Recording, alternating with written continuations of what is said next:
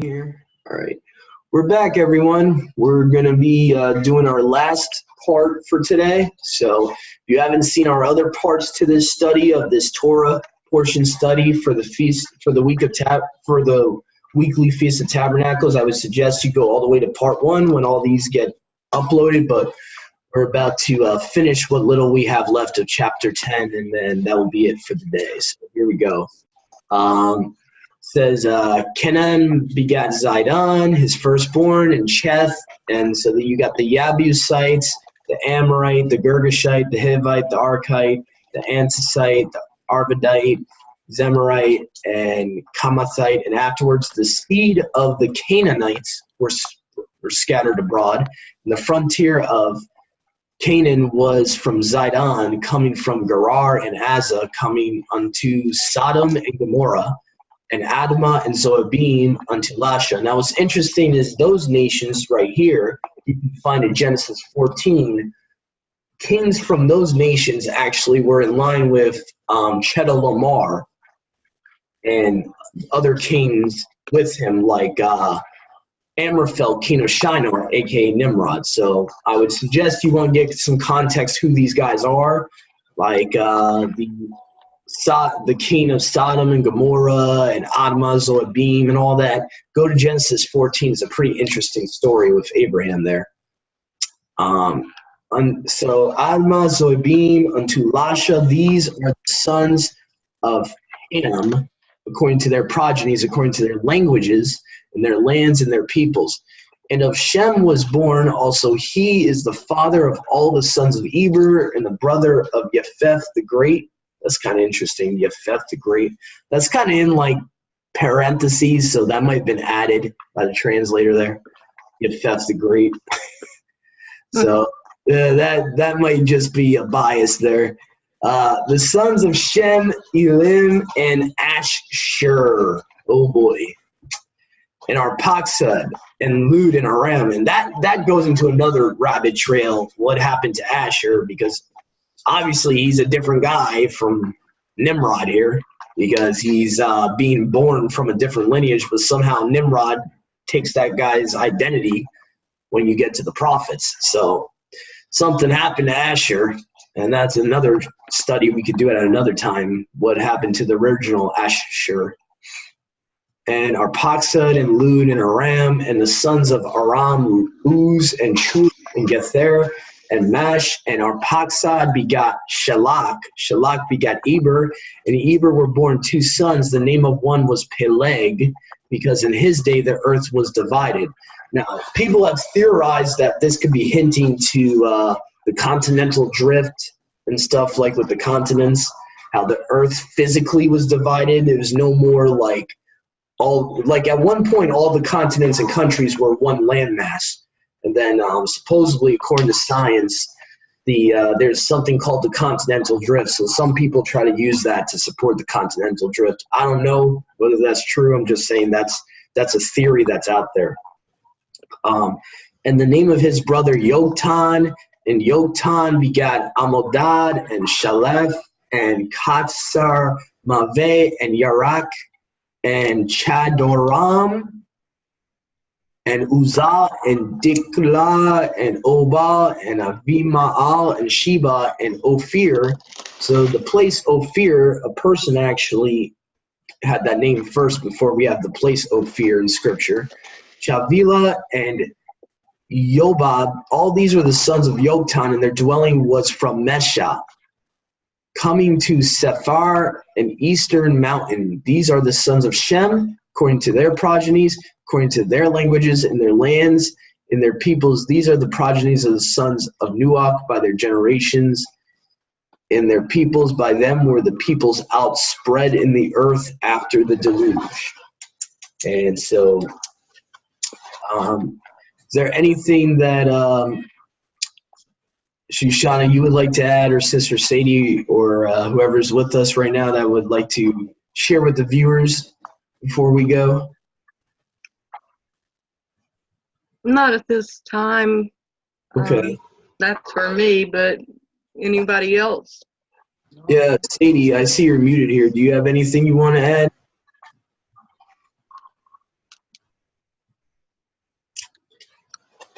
No. And Sally was with us. I don't know where she went. Yeah, maybe her signal got messed up or something. I saw she got dropped out of, like, I was like in mid-paragraph when she got dropped out. So what I want to say is genealogies are important because it helps us understand where other characters come from in scripture and connections with the lands that have these names, like Ophir and all these other names, like Ashur became Assyria. So it is important geography-wise to understand, who settled these lands later on in the prophets and later on in the Old Testament and the New Testament. You'll have Magog, Meshech, Tuval, so all those guys come against, Yashrael in the Ezekiel war.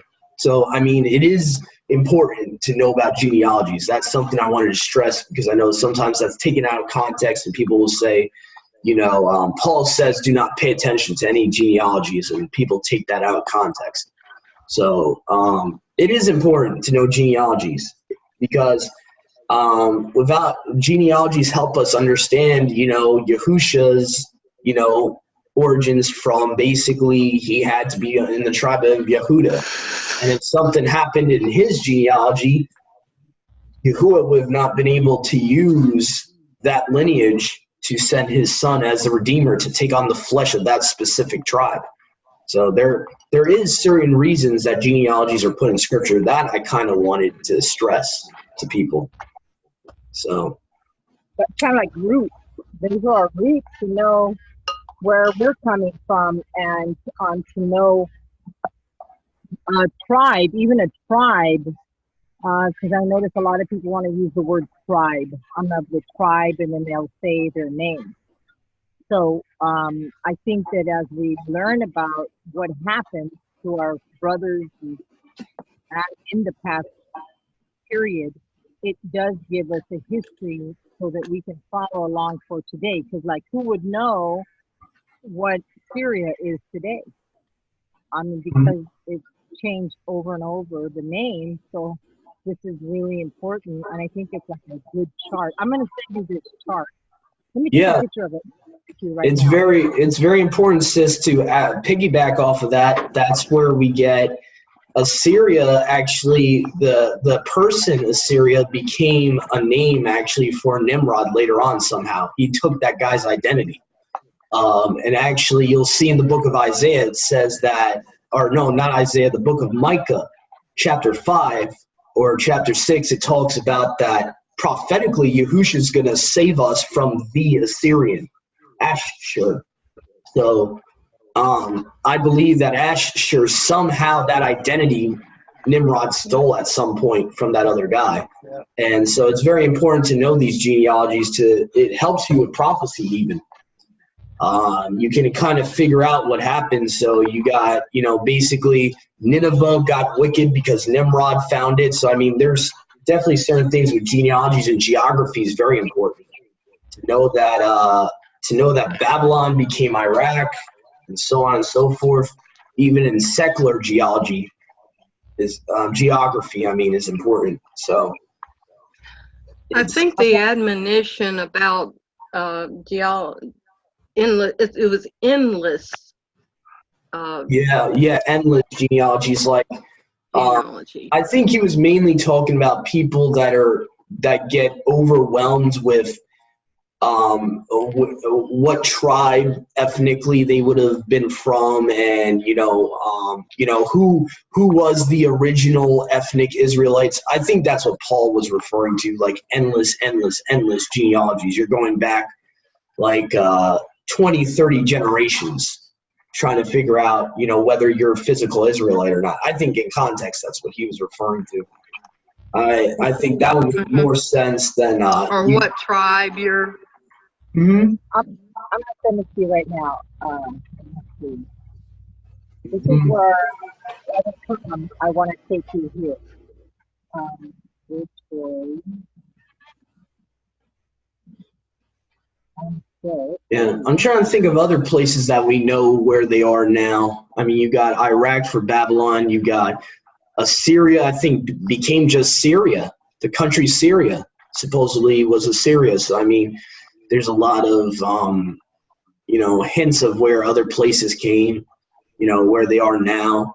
But the biggest thing to me was prophetically what genealogy shows and stuff like that, to know where it is, where people settled at, and what places, what were the people behind the names of all these lands. It kind of gives you a better idea, in my opinion. Mm-hmm. So, I used to study my genealogy, and it kind of just got thrown at me what tribe I am when I was just looking for what you call the family crest. That's what I was looking for on my father's side, and I found the red hand of Zerah, which shows that we are from the line of Yehuda. But it's not really important. It's just, it was shown to me by accident. That's all I wanted to bring out. Let me see. Sadie, I think, was showing something about what is this? Maps and stuff like that. Let me see if I can put this on share screen. Yeah, this, hopefully, look at that. Hopefully it can zoom in a little bit, because this is kind of out of zoom in here. Like, I need to zoom into this. Hopefully, no, it doesn't zoom in. That's really small. Let me see here. That's gonna be hard to read. Let me just part by part. Yeah, that's the only problem with shared screen, is if it's a small picture, it doesn't zoom in that much. Let me just see here. I'm gonna see if there's a way. I'll should I take corner by corner? Let me see here. So here's the bloodline of Adam. So I'm going to do this.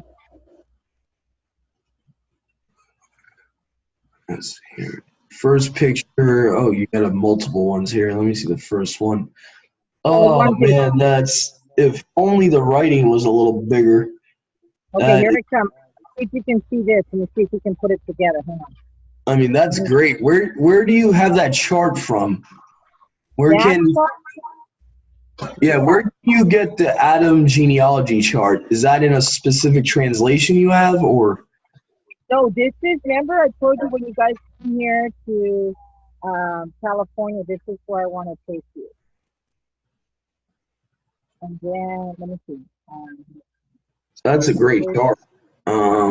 Unfortunately, the viewers are not even going to be able to read some of the people of the genealogies because it's so small print. Sideways. Yeah, and it's sideways. Let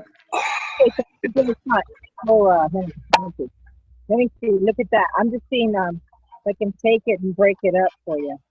Yeah. Let me see. So I'm going to cross that. These are sideways, so you can't get it. I'm going to keep it for me because I can set it out. All right, so that's the last picture you sent. Let's see here. Okay, that's a little more zoomed in. Okay, so you got the tabernacle. What is it? The general chart. Adam, Seth. I see Seth under there. It's a little bit glared to the side. I can kind of make it out. I see some of them, like I see Ham's lineage pretty well.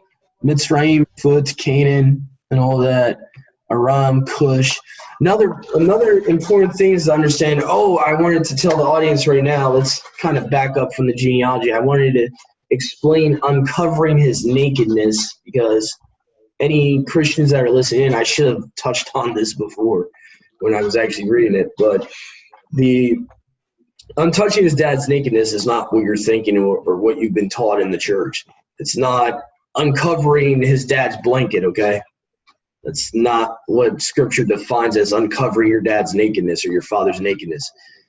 Ham basically committed incest with his own mother. That's why he was cursed, because I'm sorry, no dad's going to curse his son, have Yahuwah curse his son for lifting his covers and making fun of that he's drunk. I'm sorry, it doesn't make any logical sense.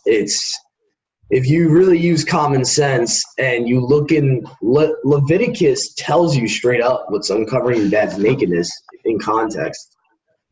Talks about, you don't take your sister, you don't take your dad's wife, you don't take your mother, so on and so forth. So that's uncovering your father's nakedness. So I just wanted to make that clear, and any Christians that might have been listening today, also when we read Genesis chapter 7, please take to heart that it's pretty clear that there's clean and unclean before the law of Moses. That's something I wanted to make clear. As you can see, basically Yahuwah told Noach way back in Genesis, way before Mount Sinai, bring 7 clean and 2 unclean. And obviously in context, he would be eating the 7 clean. And when he got off of the ark, even in the Masoretic text in the Septuagint, it says that he was commanded to only sacrifice the clean animals to Yahuwah. So that's something I wanted to make mention of. You can find that, I believe, in Genesis chapter 7, verses 1 to 2, if I'm not mistaken. So that's I'm something. going to give you can piece it together. And with pieces, maybe you can cut and paste. Yeah, I could probably try to copy it, like try to make a own chart myself to give the people maybe, and try to make it a little bit bolder. But yeah, so this is a little bit better though, sis. I could actually show the audience. They can at least make it out somewhat. So this is my sister Sadie. She had a genealogy chart from basically the patriarchs of the Tanakh that we were reading from today. You have Ham, you have Japheth to the right. Unfortunately, it's a little cut off here. But you have Japheth, Ham, Nahor, Milcah, Abram, Sarai. So we haven't even gotten to some of these yet. We haven't gotten to Jacob yet with the 12 tribes, but you got the sons that make up the 12 tribes down here. So if anyone's interested, I can show you pictures of this genealogical chart if anyone's interested. Other than that, I just want to say thank you for joining us today, our audience, viewers and listeners, and any brothers and sisters in Yahuwah Almighty Yahushua Messiah that have joined us today, been listening. Hopefully this message was Baruch for you, and hopefully you got something out of it. And happy Feast of Sukkot. Have a great Feast of Sukkot. Shalom. Shalom. Shalom. Shalom. All right.